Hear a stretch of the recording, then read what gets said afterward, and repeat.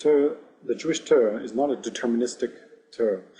It doesn't claim that a person's destiny is already set, and in the end, what's going to happen is going to happen. Rather, we believe in tefillah. We believe that tefillah from the depths of the heart, simple tefillah, can change also the hardest, the strongest decrees. Even if there's a knife hanging on a person's throat for a person to be killed, you should not give up. You should not give up hope. On the other side, there's tools that a person has that could change reality. For example, Kabbalah Maisis. A person wants to get a certain woman. He could get her with this power. He could change the reality to get what he wants.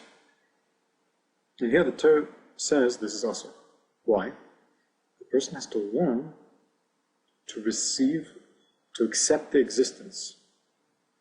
The person for sure also has to daven and try to get out of the difficulties through tefillah.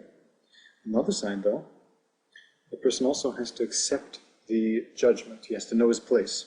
Not always try to get out of the din through forcing nature. And the reason is very simple. A person comes into this world thinking, the truth is that in this world, the center of the world is Hashem. And some different types of people think that the center of the world is a person, and the whole purpose of the world is to turn the whole world towards himself. Since a person lives in a very delicate balance, if something happens to him, or if something happens to someone else, then not only he can get damaged from it, but also others. And these things are done in very exacting hashgacha. Nobody gets a sickness or any other type of suffering without a reason. If a person gets angry at the one who causes him what he thinks is bad, then it's kafir. It's not the person that caused him bad, it's Hashem who wanted this bad to happen to him. This tzor came to a person in order for him to check himself, to see what he did wrong. What did Balaam do? Hashem says, don't go. And he wanted to go. He wanted Hashem should do his ratzon. So he tried all sorts of tricks. He told the angels, the messengers to wait a day, or wait another day. And then Hashem said, then go. And what did Chazal say? Chazal say that chutzpah even works towards Hashem, because his chutzpah helped him in the end. In the end, Hashem said you can go. But when he says you could go and you go, you have to say what I tell you. You think you're smart, you think you could turn the whole world towards you, you're messed up. You're messed up with your own personal desires. You don't see the whole world. You don't see everything. If you're able to see the whole system, you would see that these sufferings that you're suffering, you deserve them. And through these sufferings, you could fix yourself, and through these sufferings will in the end bring you to a much better place than where you are. Will you try forcefully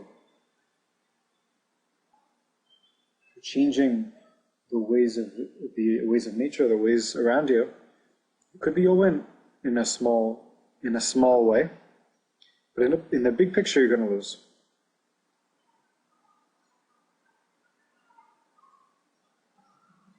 There's a story where Rabbi Chaim Vital writes. It's brought in Emek HaMelech. I put this story in my sefer. There was once a dibuk that went into a certain woman. And he went to this woman to see what happened. And this woman turned her face. She didn't want to look at him. And he forced her to look at him, because the dibuk didn't want to look at Chaim Vital because of his kodesh. He was so kodesh. And he asked her, tell me, or he asked the dibuk, tell me how you got here. And he told this whole story. He said he used to be a butcher who fed the Jewish people non-kosher meat. And he died in the end, and he became a zigogel in a deer. And the deer was pregnant. And it was difficult for the deer. It was also difficult for the person. The person's not used to being in a deer, a small animal. And also, the deer went crazy. And it killed himself. The deer killed itself.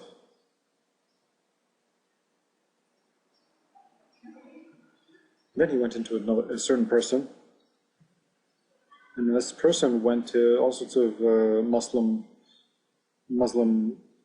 people, and they did what they were supposed to do, and they did what they tried to do, and then the Dibuk left. So Chaim Vital said, wow, it looks like the Arabs knew how to do this. The Arabs knew how to take out a Dibuk. And the Dibuk says, no, they don't know how to take out a Dibuk. They just put in so much tum inside this person that I was like small next to this, next to all the rest of the tum, so I had to run away. So the person felt at that point that the Dibuk left him, but really what was he left with? He was left with even more tum the Arabs put inside of him, the Arab rabbis, the Arab sheiks. It's not the intifada. And people can't get in there, but there was a person in Beis Lechem that people would go to him, and he would do all sorts of kishuv.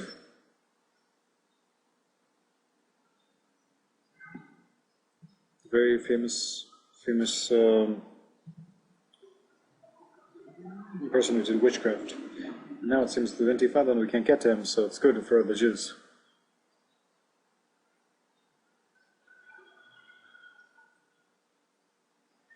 Now, curse is the opposite. The person has to train himself not to curse. When a person drives, he makes a little mistake. Someone could roll down the window, and then he starts cursing all sorts of things at a person.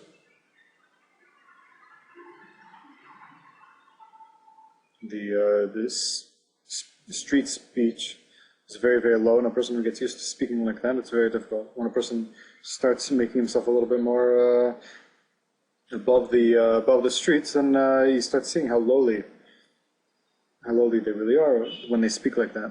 It's like taking out a sword, and like threatening someone with a sword. So intense, so base. First thing is the blessing comes from Hashem, and since it comes from Hashem,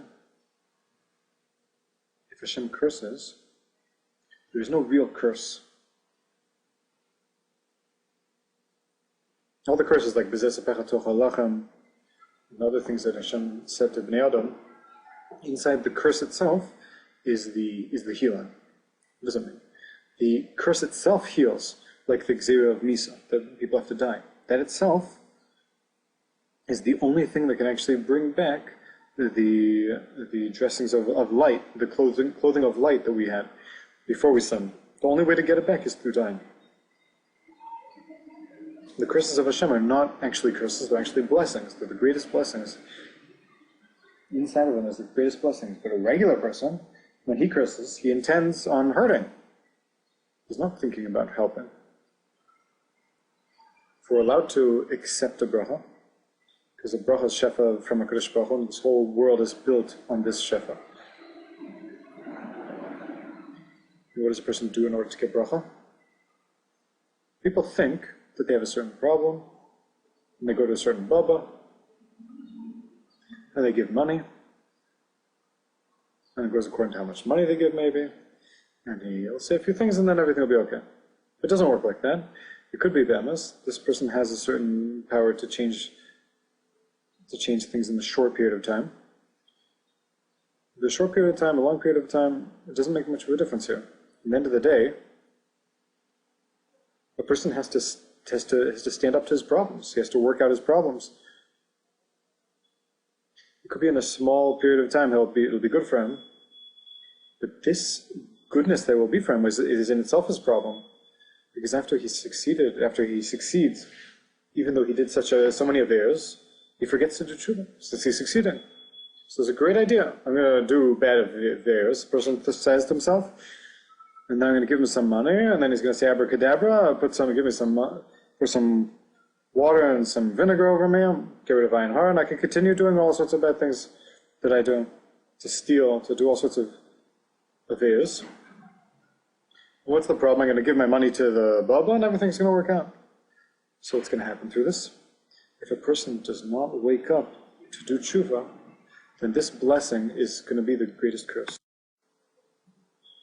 says that in the end, if a person wants a bracha, he has to prepare a vessel. Tikkun. Everyone's speaking about tikkun. What is a tikkun? Tikkun is matching up the light with the vessel. There's a vessel and there's also light.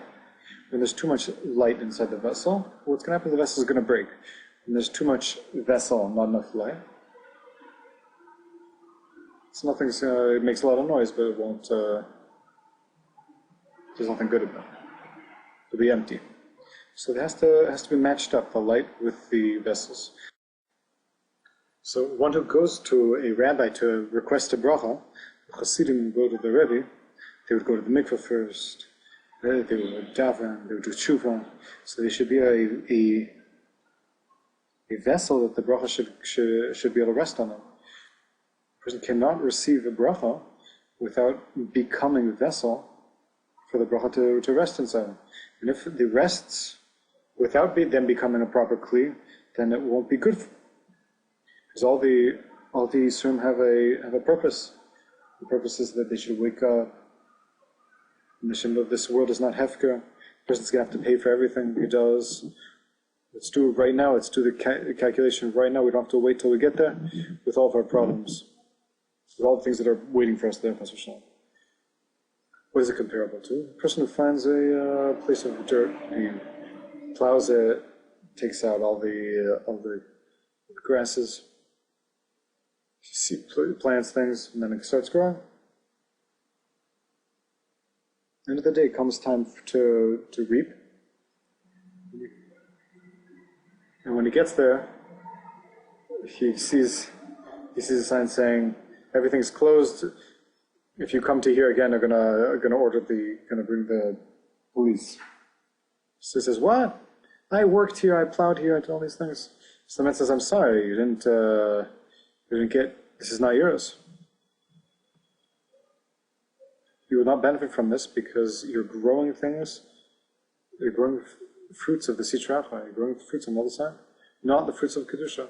If you don't wake up early, so you should be able to build your own field. And from this field, that field, you'll be able to get your fruits. You'll waste your whole life. Before the tsaros come, the person has to wake up. He has to look for his own field, to build his own world, not other people's worlds. The world of Taiva is the world of Yetzer Hara. Where these worlds, nothing will come from it. So then, the request for a bracha is to come through preparation. You also have to know the Rav who gives a bracha has to be one who has the character that's desired. A person wants Shmiras Adibur, he goes to Rav or Shmiras Adibur, Shmiras Anayim. He has to go to Rav to Shmiras Anayim. I'm not saying you should go to one who wants money, you should go to a rabbi who has a lot of money. I'm not saying that. A person has to be Asher B'chalka. Is Asher Asachamechem B'chalka. Yiratzon, we should be Zocher, only to brachos and not to curses. And Yisrael should have Suras Tovos.